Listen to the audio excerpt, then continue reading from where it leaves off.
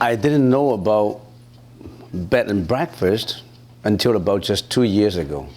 I thought they were just hotels. 1-star, 2-star, 5-star presidential suite until I go to Bowen Island. So I land on the Bowen Island Snug Cove and I walk along the cove and I see a lot of signs, bed and breakfast. I went, what does that mean, bed and breakfast? And there's another guy who talked to me and said, bed and breakfast is you just stay for the night, you have your breakfast prepared by the housewife, and then you gotta leave. You come back at night and sleep there, and the next morning have your breakfast and you'll sleep again, and that's the cheapest way to go. I'm interested, so I got into it's a residence. There's so many residences in Bowen Island that allow bed and breakfast doing business, and I walk into one of them. Wow, it's so wonderful. It's a big house with a lot of rooms, and then the housewife said, well, ours is almost the best around. You can even feed the deers at our backyard. We have 6,000 deers on Bowen Island. So you can, sometimes they come along and you can feed them, they don't hurt you, and we prepare very good breakfast. And look at our sleeping bed, it's clean. Everything is clean in here. So then I know bed and breakfast, and I use it as an example in my lecture. So you see the advantage of traveling sometimes. Monks can travel, you know. We can't stay in a residence and just shut ourselves and do meditation. We have to know more about the world. Now let's answer this question. How to kill fears to go to pass the final examination? Is there prayers you would achieve? Mercy. Mercy means thank you, I guess, right? Yeah. This must be a question from a student. In other words, before he's taking the examination, he's in fear because he does not want to get a bad grade. He wants to get an A in his examination because very fearful that he will fail. First of all, have faith in yourself. When you are studying, you have an exam coming up. You have an exam coming up maybe next week or 2 days, 3 days later. You have to prepare for it. First of all, you're going to have faith in yourself that I'm going to make it. I'm going to pass. I'm going to pass with flying colors. Have faith. If you have faith in yourself, that's the first step. If you don't even have faith, you can work on it. So you have faith that you're going to pass. But having faith itself is not enough. You have to work towards it. You have to prepare yourself for it. You lay out your plan for it. If your examination is coming up, say in a week, then you have 7 days to prepare. Say day 1 up to day 7, how do you plan for it? Write down an agenda for it. Day 1, I'm going to spend 2 hours. Day 3, 3 hours. And then I'm going to take a break, maybe day 4, and all these, add up all these. Prepare yourself for it. There's no free lunches, except for this one. There's no free lunches in this world. You really have to work at it to get it. Establish your faith, your belief that you can pass. Make preparation for it. Diligently work towards it. And you already have your way. Is there a prayers you would advise? Of course. Every morning when you wake up, you say, Avalokitesvara, I want to get an A+. 8 is not enough. I want to get an A+. And in your mind you think, if I didn't get it, I still get an A-. So I yearn for bigger things. So you pray to Bodhisattva and say, please give me the power. Please give me the intelligence. Please give me the faith. Please give me the energy to work at it.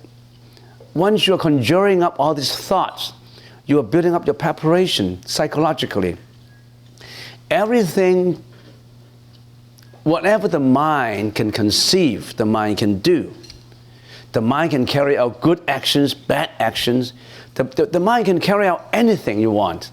I heard a story that there was a child hit by a car, injured, not seriously injured, and the child was underneath the car with the wheel pressing on the child's leg. Then the mom came along. It's a big truck. And the mom came along. He was so worried about his own child that she literally lifted up the car and released her child. Because the power comes from compassion. The powers come from concentration. The powers come from this loving kindness, come from the yearn to help, to save. So do you have that power? That power comes from the mind. If you have a weak mind, you better come for meditation. meditation builds up your mind towards achievement. Imagine, even the Buddha has to work at it to be enlightened. And the mind can achieve wonderful things. Whatever you want to do, the mind can achieve it. Don't say, I can't do it. Sometimes when I tell people, oh, do this, the first thought is negative. No, I don't think I can do it. I said, remove these things and then we can plan on this. No, because when he started, you see a lot of setbacks and difficulties already. Whenever he's told to do something, what he wants to find out is what are the negative aspects of it, not the positive aspects of it. How come I couldn't do it? This is serious, this is important. I wouldn't have the energy to do it. How does it help me if I do it? He set up a lot of negative things in front of him. Throw away your negative. Only positive. The follower of the Buddhist teaching is a positive investigator, a positive researcher, a positive practitioner. Say your prayers every day to build up your faith, to reiterate it like a salesman. Every morning when a salesman wakes up, a successful salesman, I talk to a salesman, you know what they do? They brush their teeth, and then they clean up the mouth and they say, look at the mirror. Sam, you're going to close 10 deals today, not 9. You're going to call 100 calls, and in 100 calls, you're going to be successful in 5 or in 10. You have to talk to yourself, reinforce your mind. Now it comes to the importance of a prayer. If you're not habitualize your mind to say prayers, you have not got one very good tool in your daily experience. That very important tool is the power of prayer. Throw away the word religion. You don't need religion to say prayers. If you want yearn for certain desire in your prayer, that desire has to be the right desire. If your desire is for fame and reputation and for bad stuff, you don't have a foundation to build it on. Because your prayer, what you want to do is to hurt someone, to be egoistic.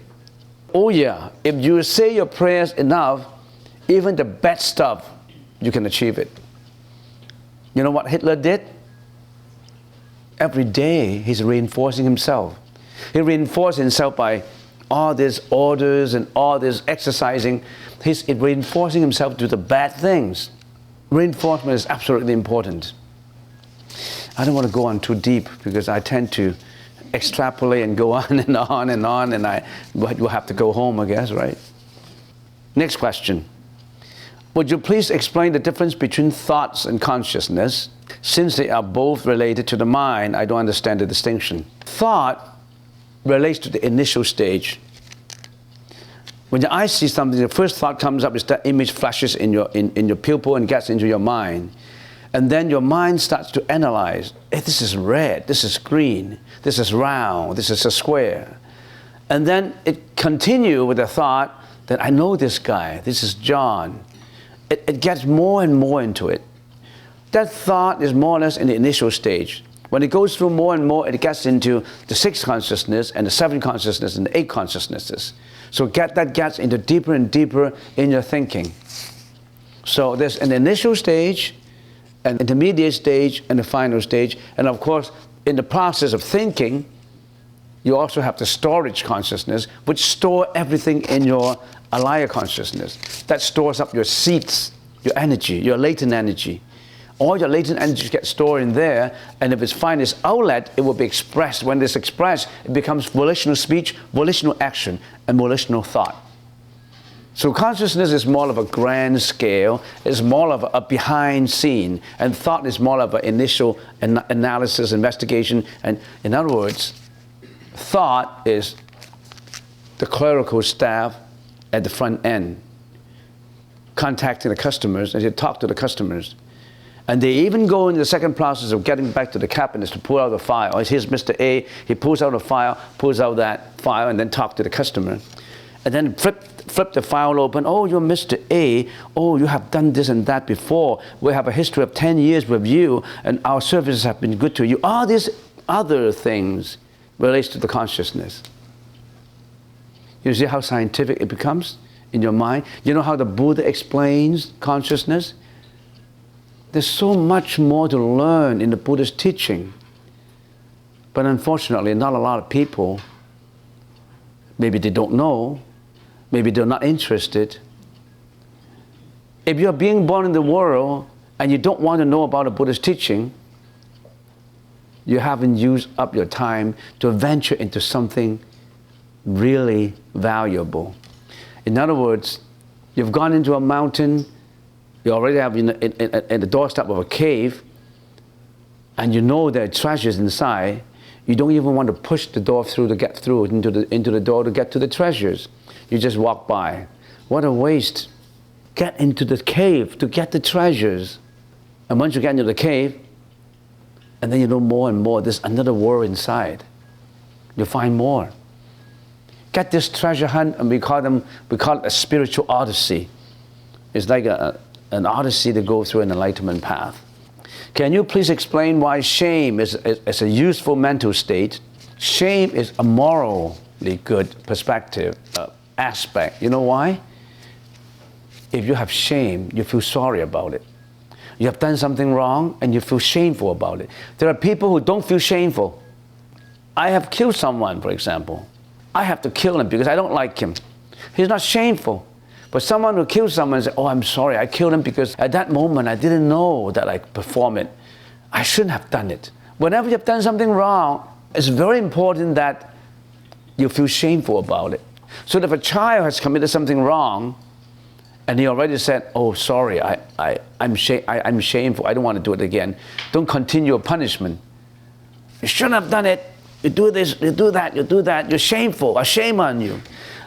Being shameful is a good, morally sound personality because he knows he's wrong. As long as he knows he's regretful, he's wrong, he should be praised for it. We should say, Sonny, don't do it next time. It's good that you acknowledge your fault, your mistake. But you learn this mistake, don't do it again. It's good that you feel shameful about it. Don't cry. Just don't do it again. It's good to be shameful of such a bad behavior. That's shame. So it's useful. Compared to someone who say, I'm not shameful. I'm not sorry. I want to do it. Yeah, I'm bad. Yes, I'm bad. I want it to be bad. Which one you select? Which one is better? Which mental state you want to be in? Next question. Is one able to end desire by the time death comes? Does that mean one has attained Nirvana at that time, ended the cycle of life and death? You end desire. You are able to end desire. If you are able to end desire, you think it's easy to end desire? Just give you an example. If at the time junction of death, you're in the hospital, you're sick. We all die because of a reason. Most people die because of sickness. And when you are in sickness, what happened to you? You're in pain. When you're in pain, you can say, you already suffer from pain that you're not clear in your mind. And if you have Alzheimer's disease, you don't even know what you're doing. You visit the nursing home. When old people die, they're confused. They have topsy-turvy thought. They don't know who they are. They don't even recognize the relatives. They don't recognize you as a son. They don't recognize you as his daughter. And you say, my mind is clear. Do you believe him? He can't even recognize things. How can his mind be so clear that he ends his desire? He desired to be to be healthy again. By the time of death, most people are all confused. Not only that you cannot end your desire, you're all confused by numerous things. You don't want to die. You're grief-stricken. You don't want to leave your family. You haven't attended to your unfinished businesses. You still have properties that you want to transfer your title to. You still have diamond rings in the jewelry box and deposit box that you haven't really assigned to your daughter and your sons and all these. You have a lot of things in your mind. And you say, I'm ending all this desire. Just a diamond ring. A person may not be able to end his last breath. It's still panting. You know why? I got a diamond ring, a 10 carats diamond ring in my deposit box, and I forgot to give this key to my beloved daughter. I could not say anything. So I don't want to leave. How can I talk? I have this diamond ring, diamond ring, diamond ring. That diamond ring is in her mind all the time, 24 hours, confused. Let's hope that you don't have any desire when you die. Let's hope that you're all clear of your karmic energy. Plus, if you have a lot of karmic energy, how can you end your desire? What is the definition of ending of a desire, termination of desire? No more karmic energy. That's the ending of desire. No more bad seeds in your life consciousness. How can you end desire? Maybe 1 out of trillions of people, maybe you would end the desire. That's why we're learning. We're learning to end the desire now, not waiting for the time of death when you're confused. If you can't even end your desire now when you're awake, how can you end your desire when you're not awake? When you're confused, when you're almost dying? Are you kidding yourself? I'm all clear, my mind is clear, I'm healthy, and I haven't ended my desire. When I'm sick, when I'm confused, you end your desire? That's the time when your karmic energy pull you down to a state that you can't even think. What's the difference between Nirvana and Enlightenment? No difference. Why do you look for difference? You look for difference because of the meaning of words. Don't just look at words. Words don't mean anything. Word is just an expression of this meaning. It itself is the same. Nirvana. I can call Nirvana something, and I can call Enlightenment something. It's the same. Why is the ultimate goal to end reincarnation?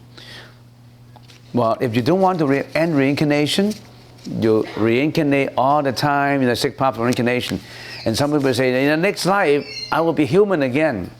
One day, the Buddha, according to the sutras, was teaching to a group of disciples, and he held up something from the ground, he held up in his hand, and he said, all those who are living as humans now, listening to me, all those who are humans now, and they have the chance to reincarnate into human again, is as few as the sands in my hand. All those who are humans now, and they reincarnate into animal ram, hell ram, all these vicious rams are like the sand on the ground. You think you can be human again next time? You may be an animal. You may go down to hell. You may be Asuras. You may, all of us, we don't know. We just reincarnate according to our karmic energy. Imagine what people do.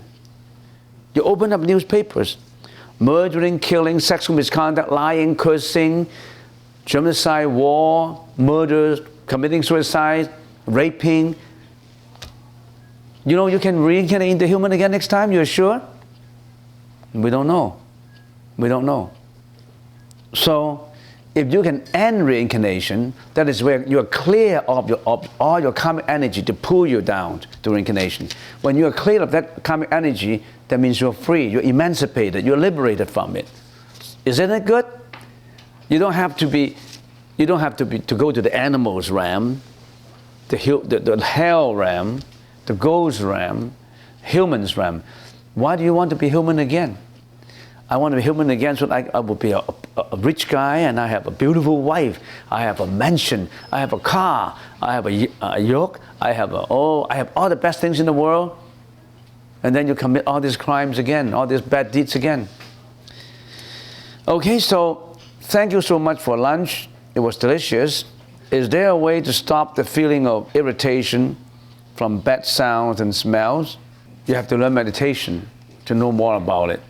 This is the last question. Why is doubt bad? Are all types of doubt bad? If you're doubtful of something, it's not all bad. When you're doubtful of something, you want to find out more about it. Here, doubt means you're doubtful of it, and you want to maintain your obstinacy in being doubtful. You're not objective in getting to know more about the facts. You're just doubtful, and the purpose of being doubtful is you don't believe it. But if you're doubtful and say, I want to find out more about it, I doubt its authenticity, but I want to verify that it is not true or it is true, that kind of doubt is good, because you're trying to verify it. But doubt without verification and continue to be doubtful about it, you're just being obstinate. You're doubtful of this guy is bad, He may not be bad, and you continue to treat him as a bad person. That's not right. You want to be doubtful, you find out more about him. Maybe behind is a good man. You have to find out more. If you have poor thoughts but choose to perform positive actions while acknowledging that thoughts are bad, is it still bad karma to have those poor thoughts? In other words, you start up with poor thoughts and then you change it to be positive. It's better not to change them. If you start with poor thoughts, negative thoughts, and then slowly you want to change it to positive, in the process of changing it, if you're used to it, more and more you get to be more positive. In other words, you've gone the wrong way. But you always have that ability to turn to the good way, to the correct way. It's good. But it would be better if you don't have to go so much detour to the bad way. If you directly start the right way, you get to the destination faster. If you're in the Ironman competition, if you don't go around in detour, you go straight and you go at a good pace, you get to the destination and you got to be the first runner. But if you go detour, it's still okay, but then you waste a lot of energy. You waste a lot of time. And if you detour into the hell, into the animal realm, into the ghost realm, you have to suffer a lot more before you turn back. Why do you have to suffer? If there's some people who tell you, go the straight way, go the enlightenment way, why do you have to detour yourself into other ways, destinations that are not right? So go the right way. Sometimes you may stumble and fall, you may get in the detour, but timely get back to it. Don't detour for 100 years. You can detour for a day, 2 days, 1 year, or 2 years, 3 years, but hurry back. Don't waste the time. Imagine how we waste our time every day. You get a logbook from 1 to 24 hours. You got up at 6, 7 o'clock and go to work, and how much of those are the right thought, and how many of this is the bad thought? You analyze yourself. And more you know that what kind of thought that you always come up with, what kind of actions. Analyze your own actions. Are you egoistic? Are you altruistic? Are you being selfish? Are you helping? Are you considerate? You can analyze yourself and find out whether you're a good person. Some people say, am I a good person? I don't know. Do a logbook of your thought, your action, and your speech, and you add it up, you know, provided that you're on the right moral foundation. If you think that lying is good, then you're not on the right moral foundation. As long as you know what is bad and what is good, you have a moral ground, you have a good knowledge of your morality, then you can work the logbook out. And if you have more positive than negative, you're on your way to lead a more happier life. You are the master of your own faith, not God. Not God. You yourself.